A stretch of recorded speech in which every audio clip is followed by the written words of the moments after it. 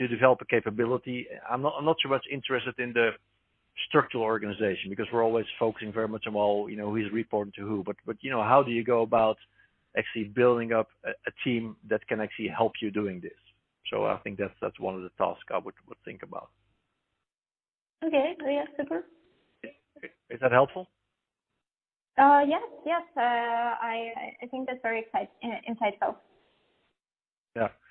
And then the second thing, and maybe the order is wrong, but it doesn't really matter. I would think about, of course, if you want to do something like this, and it's probably more comfortable for him, you need to have a little bit of a strategy in a way. So it's like understanding key trends in the industry, in his industry, outside the industry, global trends, and understand the boundaries of your task. Because ultimately, I think what you're looking for are new business opportunities that are sort of adjacent to what they're doing today. So like steel, but not so close. It's not going to be disruptive. So I think there's an effort, and maybe you guys helped them with that already, in terms of understanding the key trends that are relevant for the company. So that is in terms of market, in terms of technology, in terms of consumer trends, in terms of global trends, geopolitical, all that kind of things. So as his background is in strategy, I assume that's something that is more comfortable for him. But still, I think it's a slightly different approach than what he normally would do. I would think. Okay, sure. Yeah.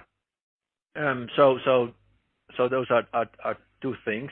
And then the other task I would think is, so from my experience, of course, it's great to have a big strategy and to build up a team.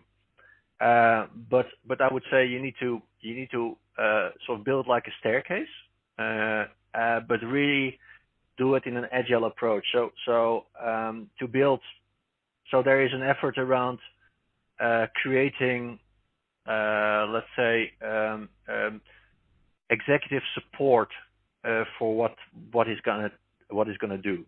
And I'm not sure how. I assume there's a decent level of support in the organization. Otherwise, they wouldn't start this. But I think it's really important to build, let's say, a guiding coalition at the top of the organization. Because to be successful here, you're gonna have you could get some failures or the ability to learn from failures. So this is not like, okay, you have a big strategy, it's gonna, it's a 5-year plan, and you're gonna just implement the strategy. It's gonna be much more agile. You're gonna take steps. Some things are gonna work. You're gonna expand that. Some things are not gonna work, and you're gonna cut those. And your senior champions and your sponsors need to understand that's the way it works. Because otherwise, after the first thing that doesn't work, and undoubtedly you're gonna have a couple of projects that say, well, actually we tried this, it doesn't work. They're going to say, well, we're not sure about this process. So there's something about inspiring and educating top management, I think.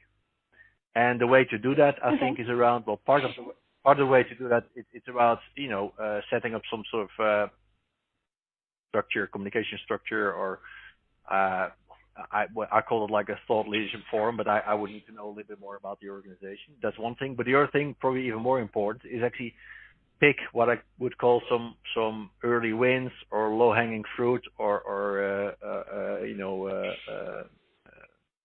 so some projects that you can demonstrate the success of your new efforts, and that are not going to take like 3 or 4 years to implement, more like a couple of months or half a year or something like that. Of course, it depends the kind of project. If you need to build a big asset, that's going to take more time. But some early wins, I would say, would be helpful. Okay, yeah, I think that's super. Yeah.